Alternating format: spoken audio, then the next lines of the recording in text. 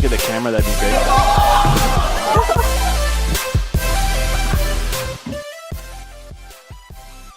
What is going on, you guys? Master Pekka Gaming back again with another video. Guys, I know it's been a long time. I'm going to try and keep this intro short. Today, we're doing my Super Bowl or the playoff 2025 NFL playoff prediction. And yeah, we're just going to get right into it. So we'll start with the AFC. We'll start with the AFC at the top. So you guys know Texans at Steelers. This is one of those matchups that I think, it could go either way. But I think the Texans defense is going to be the story in this game. I think that's pretty obvious. I don't think that's I'm not saying I'm a big brain, over here. Genuinely, their defense is disgusting. Everyone knows it. So yeah, I'm picking Houston to advance, to play for right now Denver, but that might change. We'll move down to Buffalo and Jacksonville. Guys, honestly, dude, I'm not going to lie, bro. I'm taking Buffalo. I'm taking Buffalo against Jacksonville on the road. I think Josh Allen and James Cook are going to be the story of this game, specifically James Cook. This guy is one of the most underrated players in the entire league, and I don't know why. He's the league's leading rusher. I don't understand, what this is. I just don't get it. No one – I don't know. I think Jacksonville – yes, Trevor Lawrence and the Jags are going into the playoffs hot. Yes, they have home field advantage, but what Buffalo does is the Chiefs aren't in the playoffs, and we all know Buffalo just sells against the Chiefs in the playoffs. It's pretty that's just bound to happen. But the Chiefs are no longer here, thank the Lord. I think everyone can agree with me on that.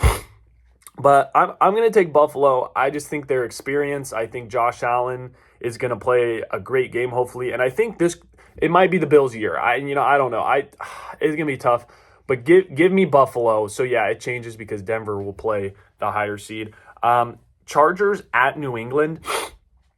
I really do like the Chargers. I've been saying this team is underrated all year long. And, don't get me wrong. I want to pick them to advance, but I just can't. Drake May is a dog. I think this team is really, really good. But I just don't think the Chargers really have a chance. I thought, and this makes me so mad because I thought Ladd McConkey was going to be a dog this year. His rookie campaign was so good. Maybe not so good, but it was good. If you know ball, you'll know that he was a good wide receiver last year for a rookie.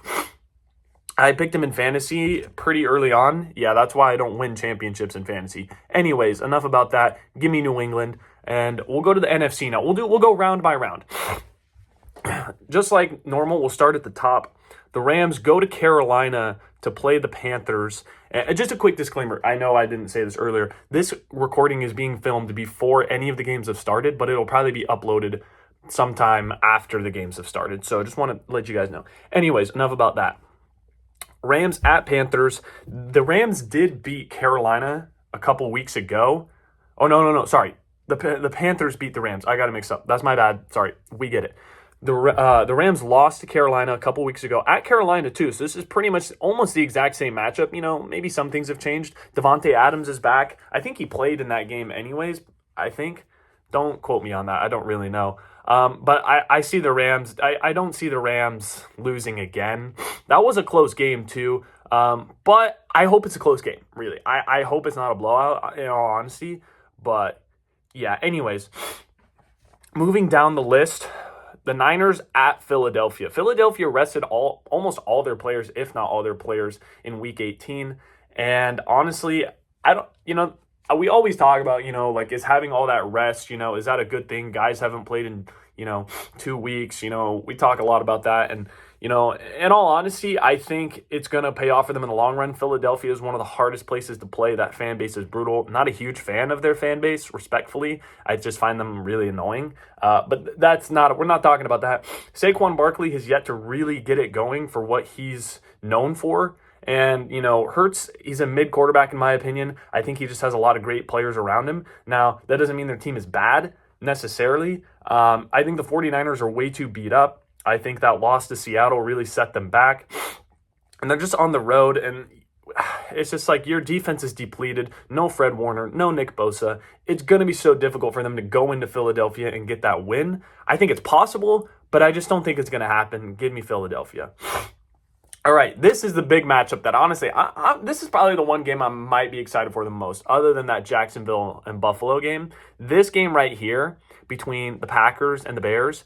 Guys, a couple of weeks ago, we saw this exact same matchup in Chicago, and the Packers should have easily won that game without Jordan Love, dude. If you think the Bears are going to go in and win this game, I honestly, like, yeah, they are the 2 seed, you know, they do have home field advantage. Like, we saw this a couple weeks ago, and the Packers should have won that game. I mean, yes, this is a completely new game. Everything's different now, and Jordan Love is back.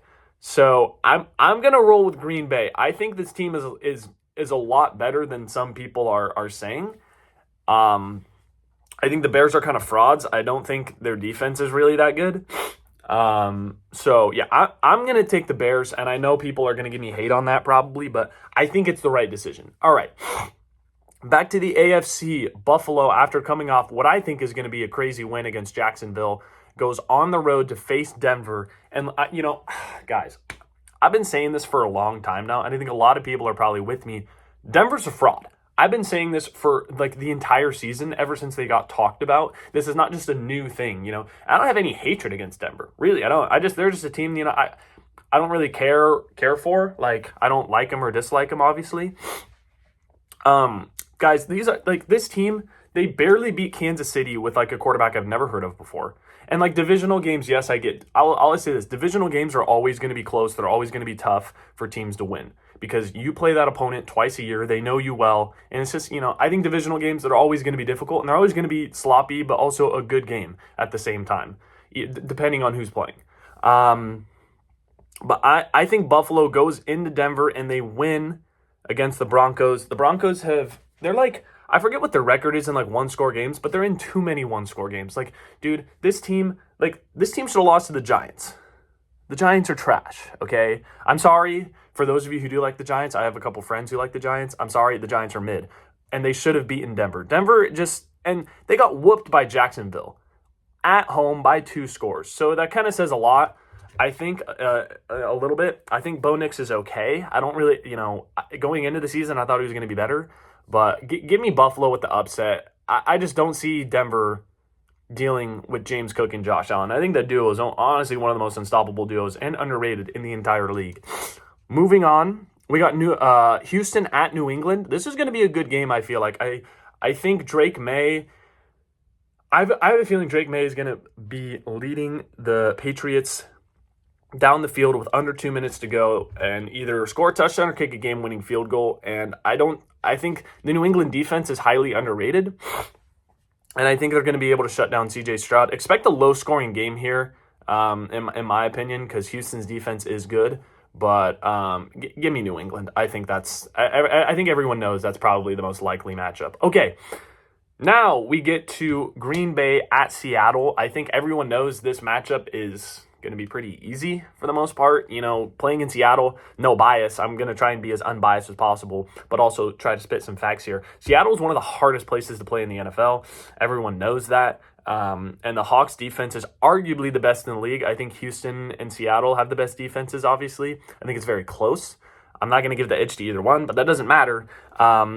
Give me the Hawks. I think Sam Darnold, he silenced the critics a little bit. Not fully, but a little bit. You know, he's been able to win 2 big games against the Rams and Niners where a lot of things were on the line. And yeah, in that game against the Rams, he didn't look that good. But I still think that he has silenced some of the critics and that Seattle is going to get the dub against Green Bay. Because honestly, I think a divisional matchup against Chicago, like that can go either way. And I think Green Bay with Jordan Love back, they're going to win that game. But then you have to go on the road and play Seattle, who's coming off of a bye. Like if Seattle uses the bye weeks to their advantage, which I think every team obviously should, but some teams are smarter than others, Seattle should easily get this win. Their run game has come to life the last couple weeks. So just give me Seattle. I think this is, you know, an easy win for them to get them to the NFC Championship game. Moving down, we got the Rams at the Eagles. We saw this matchup, I think, like week 2 or week 3. And this game honestly should have belonged to the Rams. And I think everyone knows that. But a blocked field goal ended all their hope in that game. And I don't think this is going to be tough, man. This is probably the toughest matchup, I think, to pick. But if the Eagles play well, I could see them winning. But also at the same time, like, dude, this is tough. I'm really, like, contemplating this a lot. I'm going to go the Rams. I think the Rams ultimately are the better team overall. And I think Matthew Stafford is playing at an unbelievable level. Yes, he hasn't played the greatest football the last couple weeks, but I think they get back on track. They win at Carolina. They got a little bit of momentum going into the next round of the playoffs. Give me the Rams. All right. Championship Sunday, we got Buffalo at New England. We've seen this matchup twice this year already. It's split both games. So, this is going to come down to, I think, it all comes down to turnovers and, are you going to give your opponent extra opportunities? And this is where I think Drake May's experience just kind of bites him. And I think because New England, dude, they have the worst, I think, I forgot what the stat was, but they've only beat like 2 current playoff teams. They beat Carolina and they beat Buffalo. Every other team that's on here, they either lost to or haven't played. So you're talking about a really easy schedule, and I know that's been talked about a ton. People don't really seem to care. They think Drake May's the MVP anyways.